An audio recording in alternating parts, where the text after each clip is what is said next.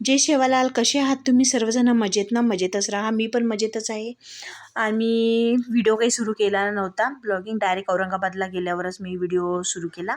रूमवर फ्रेश झालो आणि मग नंतर व्हिडिओ सुरू केला. आणि आम्ही बिबी का मकबरा बघायला गेलो. आणि बिबी का मकबरा हे ताजमहलचं प्रतीक मानल्या जाते. ताजमहलचाच एक सारखंच नक्षीकाम केलेलं आहे आणि खूप सुंदर आणि खूप छान दिसत होतं ते बिबी का मकबरा. आणि त्याला आणखीन 4 चांद लागले असते, पण त्याला जर आणखीन वॉटरफ्लॉवर चालू वगैरे केलं असतं तर वॉटरफॉल तर आणखीन लाईटिंग वगैरे खूप सुंदर झालं असतं. पण तसं पण ते बिबी का मकबरा खूप सुंदर आहे दिसायला आणि खूप छान बांधलेलं आहे. ज्या कारागिरांनी बांधलेलं आहे ते तर मला खूप आवडलं. तसं पण खूप छान दिसत होतं, पण आणखीन 4 चांद लागले असते म्हणून मी ते म्हटलेलं आहे. आणि नक्षीकाम वगैरे खूप छान झालेलं आहे त्याचं. तिथं जाऊन तुम्ही जर जात असाल तर नक्की जा.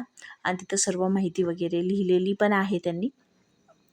आणि मग फ्रोझन मॉलमध्ये आलो आम्ही. फ्रोझन मॉलमध्ये मुलांना जायचं होतं, खेळायचं होतं गेम. तर त्यामुळे फ्रोझन मॉलमध्ये आलो.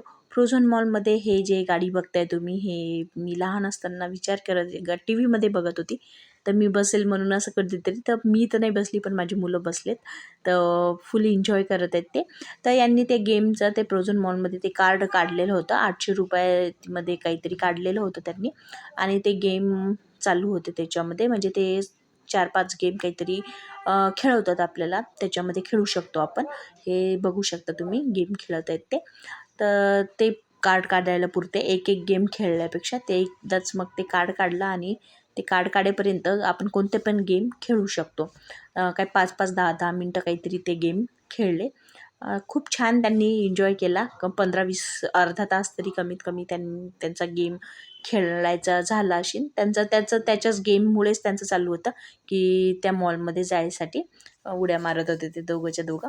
तर मग गेलो. तुम्ही बघू शकता की सर्वच मुलं छान एन्जॉय करत आहेत, गेम खेळत आहेत. आणि त्यांच्यासोबत मम्मी पप्पा पण, त्यांचे आईवडील पण खेळतात, एन्जॉय करतात. आणि हे आम्ही आता निघालो रूमवर जायसाठी. तर भेटू आपण आता नेक्स्ट ब्लॉगमध्ये. तोपर्यंत बाय.